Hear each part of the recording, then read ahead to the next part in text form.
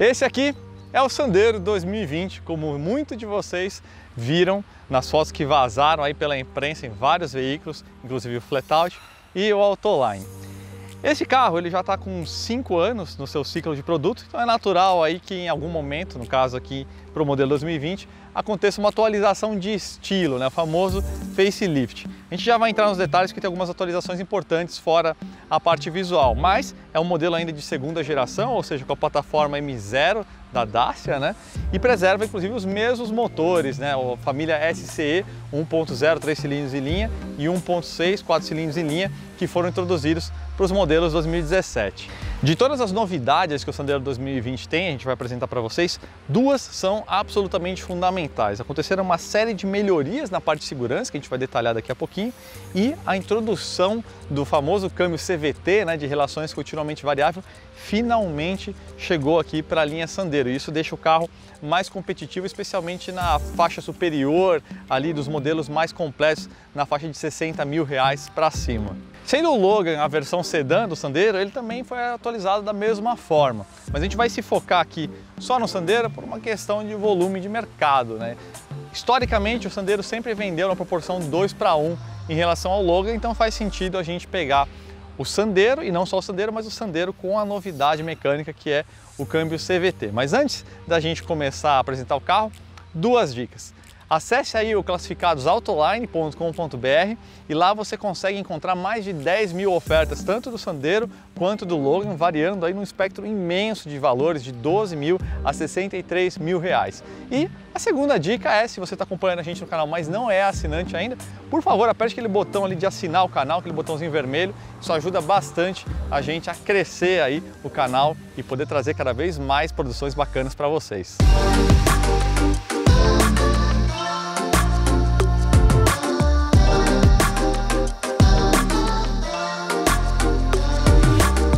Vamos começar falando então sobre a parte mais importante do Sandero 2020 nessa atualização, que é a parte de segurança. Antes, um breve histórico, né? O modelo de 2019 para trás, ou seja, de 2014 a 2019, ele foi muito mal avaliado no crash test do órgão Lightning Check, né? O carro foi avaliado com somente uma de 5 estrelas possíveis em caso de proteção, tanto de crash test frontal com overlap de 40%, né, sobreposição na barreira fixa, quanto no impacto lateral. Eles determinaram por meio da análise ali dos dummies, que a proteção ao tórax foi pobre, tanto no impacto frontal quanto lateral. Frente a isso, a Renault reagiu e fez uma série de mudanças muito importantes aí no Sandero.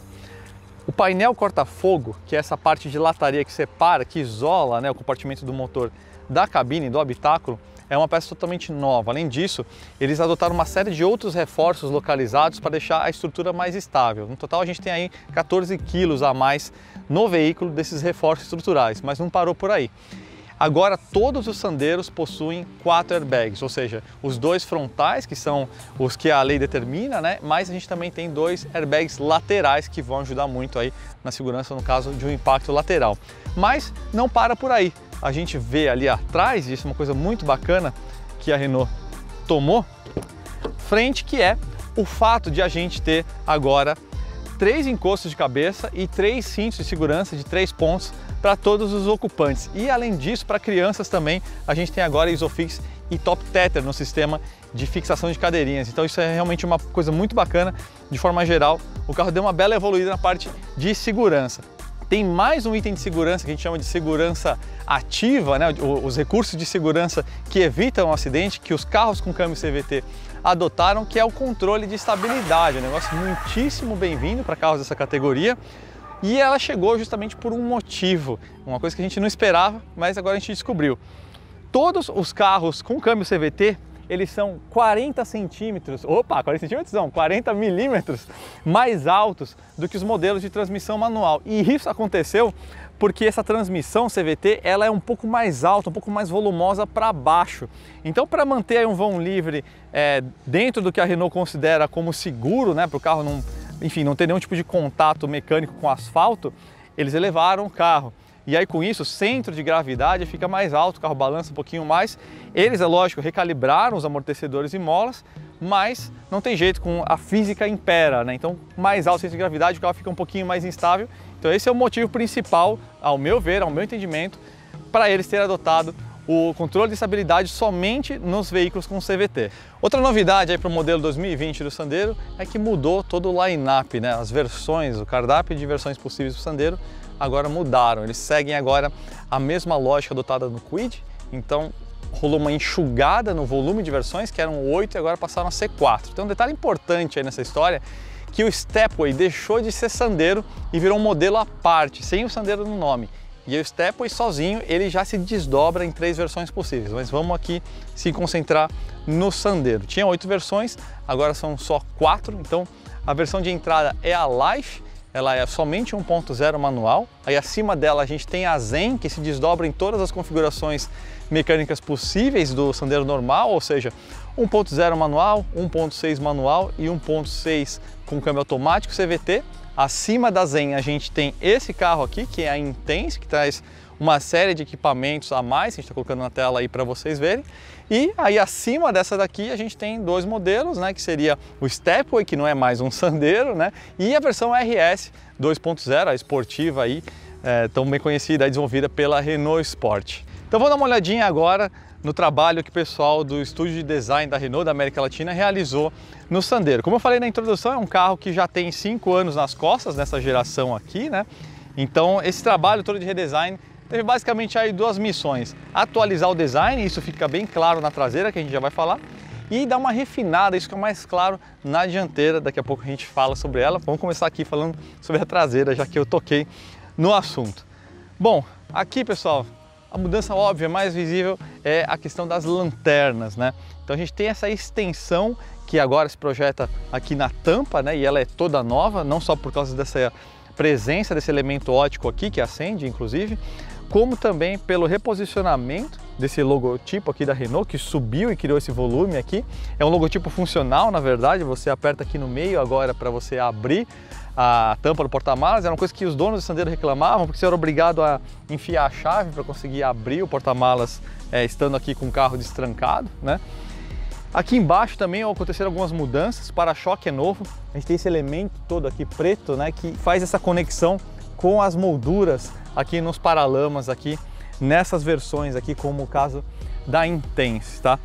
Então, de forma geral, é lógico, muitas pessoas vão lembrar do Argo por essa extensão da lanterna, mas vale lembrar que esse estilo de continuidade da lanterna é uma tendência de design atual, né? A gente vê isso inclusive em vários modelos, inclusive alemães, né? BMW, Mercedes estão usando isso, e a Renault também, né? O Clio, o Megane europeus, todos eles possuem essa presença desse elemento óptico aqui na tampa. Agora, a execução não ficou 100% perfeita justamente porque a Renault, para não ter um custo muito caro de estamparia, né, de fazer esse painel aqui todo, especialmente por causa da lanterna, eles preservaram então a silhueta da lanterna original do Sandero. Então você pode ver aqui que ela continua para cá para cima, e aí você tem essa pequena sobra aqui que incomodou algumas pessoas. Eu confesso que vendo pessoalmente me incomodou muito menos. Na verdade eu achei até interessante porque ela se resolve de uma forma meio tridimensional. Você vê que esse elemento aqui de cima se projeta para fora, né? Então meio que criou aí uma linha que seus olhos naturalmente seguem, mas de fato, por haver essa sobra de design aqui, não é para o gosto de todo mundo, sem dúvida nenhuma. Aqui na dianteira, como eu falei, a proposta da Renault foi deixar o carro um pouco mais refinado. Então, na verdade, eles assumiram a proposta de design do Dacia Sandero Fase 2 para o mercado turco. Então é um design, se não idêntico, extremamente similar a esse carro.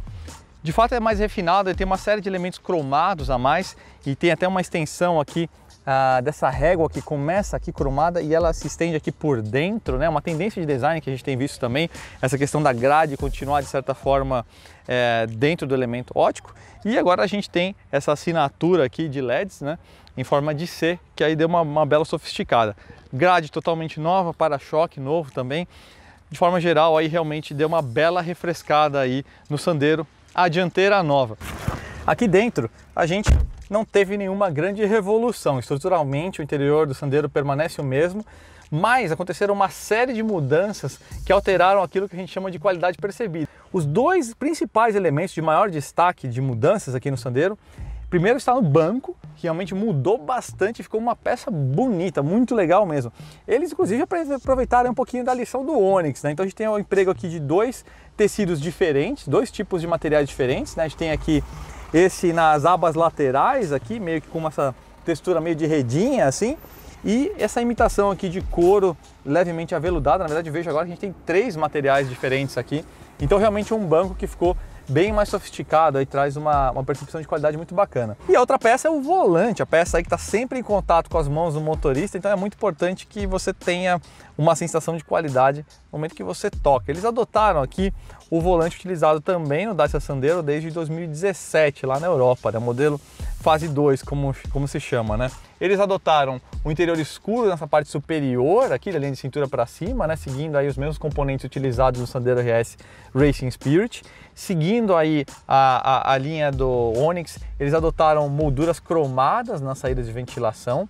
Essa parte aqui do console central agora é toda preta, né? Não tem mais aquela moldura prateada. Vale lembrar, inclusive, que o sistema multimídia agora, né, desde do modelo 2019, na verdade, já tem conectividade, né, com Apple CarPlay, Android Auto, então isso deu uma boa melhorada. E a outra mudança está aqui na parte inferior. Lógico, a gente tem aqui o câmbio CVT e note que não tem um console exclusivo para ele, né? Parece um câmbio manual se você olhar rápido, mas atrás dele teve 2 mudanças importantes. Notem que não tem mais os controles de vidros traseiros aqui, porque agora todos eles migraram aqui para a porta, que por sinal agora tem aplicação aqui, né, de um tecido imitando couro, então deu uma melhorada aqui na percepção de qualidade.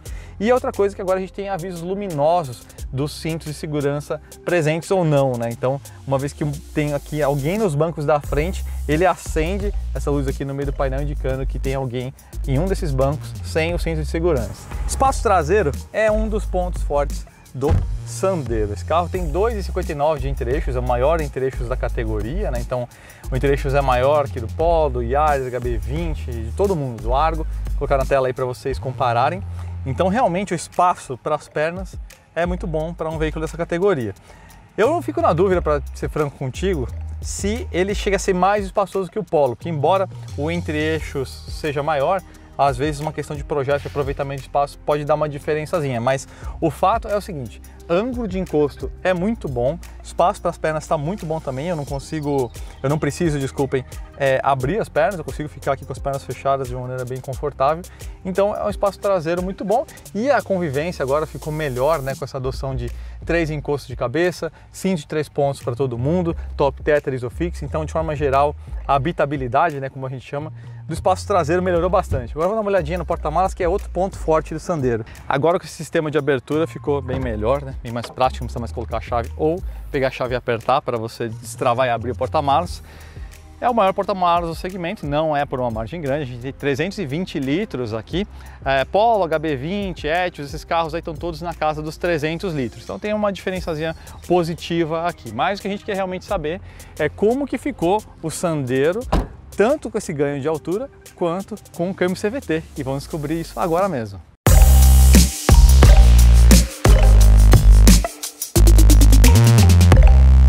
Bom, pessoal, então vamos ver como se comporta o Sandero Intense.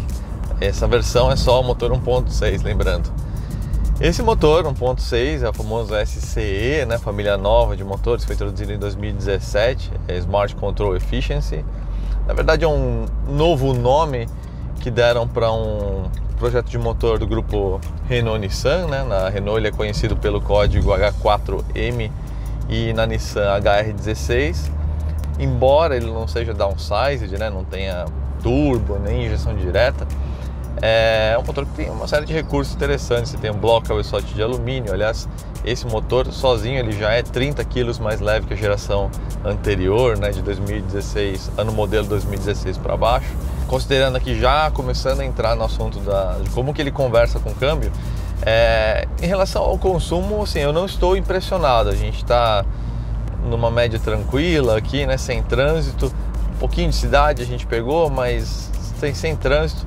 A gente está aí numa média aí de mais ou menos variando entre 9,5 e 10,5 km por litro, que é uma média assim razoável, não impressiona. O carro está com etanol, tudo bem, mas vamos ao que interessa, né? Todo mundo quer saber como que esse câmbio se comporta. Essa unidade de transmissão é a mesma do Marte, vale lembrar, né? E aqui realmente eu considero que a Renault acertou, porque o carro tem uma suavidade e como se diz, uma amplitude, né, no escalonamento das marchas que as opções anteriores não tinham, né? Então a gente tem aqui, o CVT ele é continuamente variável, né? Mas nesse sistema específico aqui, introduzido aqui para esse carro, a gente tem 6 marchas simuladas. Então ele meio que simula o comportamento de um câmbio automático, ou seja, se você acelerar fundo, você vai ver que ele não fica travado naquela rotação de potência máxima, né, uns 5.000 RPM, no caso aqui é 5.500. Então, por exemplo, estou aqui devagarinho, eu vou pisar, vocês vão perceber uma outra coisa que eu vou comentar, que a rotação sobe bastante antes do carro realmente começar a deslanchar. Mas preste atenção aí na forma como o câmbio trabalha.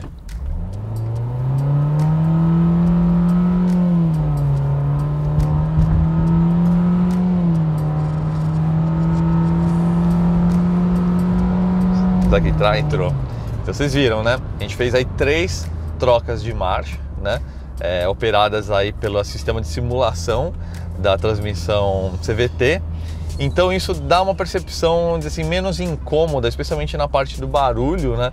A transmissão de ruído do motor para a cabine, isso está bem presente aqui, né? Então o último carro que a gente avaliou aqui na Autoline, a gente avaliou e elogiou bastante essa questão de isolamento do motor em relação ao habitáculo, que foi o Onix. Aqui a gente tem uma situação um pouquinho oposta, né? No sentido de ser um carro que você sente o motor muito presente, mesmo em rotações intermediárias. Então não é um carro assim, super silencioso. E o CVT tem essa característica, e aí é o segundo ponto, de quando você pisa, ele entende que você quer o máximo de desempenho do motor. Então ele vai encaixar a relação das polias, né? Ele vai variar a relação das polias do câmbio para deixar o motor ali próximo da região de máximo torque, que aqui são 4.000 RPM, 16 kgfm, considerando etanol, né? Então é um câmbio que assim, você tem que ter a sensibilidade de, quando você precisar de desempenho, saber usar o acelerador com parcimônia para você não ter essa experiência mais incômoda, né? Da rotação estar sempre presente, né? Então, ó, isso aqui que eu estou dizendo, ó.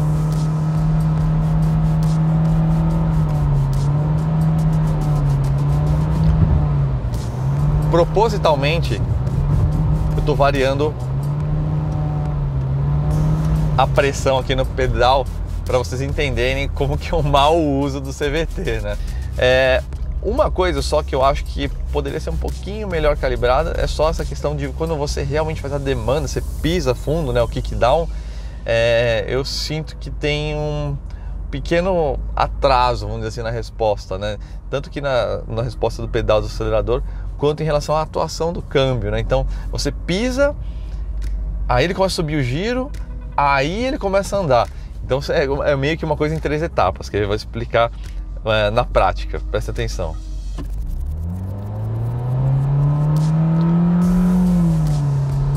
Vocês viram? Não sei se deu para ouvir o momento que eu pisei fundo, eu pisei bem fundo de propósito para fazer barulho no pedal, aí o giro subiu, aí ele começou a deslanchar.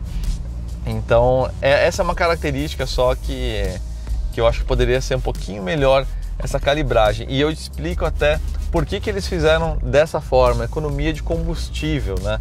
Então, como eu comentei, né, há pouco, o consumo do carro está bom, mas não está impressionante. Eles fizeram um mapeamento aqui, né, que aliás é típico de carros dessa categoria, realmente voltado para você ter o máximo de economia de combustível, e isso tem um preço, né? Obviamente isso aqui não é um carro para você ficar acelerando, mas em alguns momentos que você pisar fundo, tenha isso em mente, você vai precisar se programar um pouquinho. Agora, sim, eu falei sobre uma série de coisas que incomodam, né, ou que me incomodaram um pouquinho nessa experiência com o CVT, mas eu preciso fazer agora também o contrabalanço, que é muito suave, você não sente as trocas, até porque são trocas simuladas, né? Ele simula posições ali na polia e de fato ele explora o melhor do motor, ou seja, se você está andando numa boa, com suavidade, com tranquilidade, ele vai sempre deixar ali a rotação bem baixa, então você vai conseguir um conforto muito bom, né? Uma experiência sonora muito boa. Agora, falando sobre suspensão, aqui a gente tem um pouco de um sabor agridoce, vamos dizer assim. O carro ele está muito bem ajustado para você dirigir na cidade, passar por buraqueira, um comportamento até parecido com o do Onix, se a gente considerar uma direção longitudinal, né, em avenidas, pegar um pouco de buraco e tudo mais. É um carro macio, como todos os segmentos, e que é lógico que você pegar um buraco ele vai dar uma pancadinha, né? Só que aqui a gente tem um ponto que é essa necessidade que a Renault teve de elevar o carro em 40 milímetros para o câmbio, né? Que se você ter uma transmissão mais alta, né, para baixo, mais volumosa, como a gente comentou, para realmente ter ali um vão livre suficiente. E aí o carro, na parte de comportamento dinâmico, realmente sofreu um pouco. A Renault, lógico, trouxe os elementos aí do Stepway, mas é importante a gente lembrar que o Stepway ele era 20 milímetros mais alto na fase anterior, né, 2019 para baixo. Agora a gente está 40 milímetros mais alto, então é muito mais alto, tanto que se você olhar o carro de lado, você vai ver que a circunferência do pneu, ela não acompanha a circunferência do arco de roda, né, da borda do paralama, porque ficou bem mais alto. Então até visualmente não ficou tão bem resolvido isso. Agora, falando sobre o comportamento do carro, o que acontece? Quando a gente está muito alto, a suspensão está muito alta, o centro de gravidade está lá em cima, né? Então, para não complicar muito a explicação aqui, o que acontece é assim, dirigindo normal, por exemplo, alças de acesso, às vezes você esqueceu, aí você entrou, você vai ter uma oscilação um pouco maior de carroceria, mas especialmente quando você tiver alguma diferença de elevação no piso, por exemplo, aquelas junções de ponte, aí você vai ver que o carro faz uma movimentação diagonal assim, que dá eu vou dizer que assusta um pouquinho até. É uma coisa que, para mim, explica porque eles introduziram o controle de estabilidade de série somente nos modelos CVT. E lógico, transições repentinas, né? De repente precisa fazer meio que desviar de um cachorro que resolveu atravessar a rua, por exemplo. Esse é o cenário mais delicado para um carro que está tão alto quanto esse, tá? Então é um carro que, assim, lógico, talvez você esteja assistindo e fale, nossa, mas eu não vou pilotar esse carro, mas não é isso. É que em alguns momentos você precisa que o carro faça uma transição muito rápida. Por exemplo, emergência, que resolve atravessar a rua, você tem que fazer que a gente chama de teste do alce, né? Então é só em relação a isso. Os freios estão muito bem calibrados aqui, a carga do pedal, né, a dureza do pedal está na medida, é muito natural. Então, pessoal, é isso. É um carro que tem uma série de qualidades. Houve alguns compromissos nesse processo de introdução desse câmbio CVT, né? O carro ficou um pouco mais alto, em algumas situações isso deixa ele um pouquinho mais instável. Eu acho que o próprio CVT ainda ele pode melhorar e certamente ele vai melhorar aí em termos de calibragem, mas é um carro que realmente deu uma grande melhorada. E fica aí o elogio aí também a Renault pelo trabalho que eles fizeram na parte de segurança veicular. A gente sabe que isso é uma coisa que está em voga, as pessoas estão dando cada vez mais importância, graças ao trabalho aí que o LatiNCap vem realizando. Isso acaba pressionando os fabricantes ainda mais, né, a evoluir seus produtos, então isso foi muito legal. E pessoal, não se esqueçam aí também, lógico, entrar lá no Autoline para procurar aí, a gente falou no começo do vídeo, né, tem mais de 10 mil ofertas aí de Sandero de Logan. Também você consegue olhar ali, inclusive por tipo de carroceria. Se você clicar logo na home do site em hatch, você já consegue separar depois por tipo de faixa de preço. Então é bem fácil você encontrar o carro que você procura, né? Fazendo dessa forma que eu falei, inclusive você encontra todos os rivais juntos já, né? Não só Sandero, não só Polo ou Argo, todos os carros juntos. Beleza, pessoal? Então é isso. Muito obrigado aí pela audiência de vocês e até a próxima.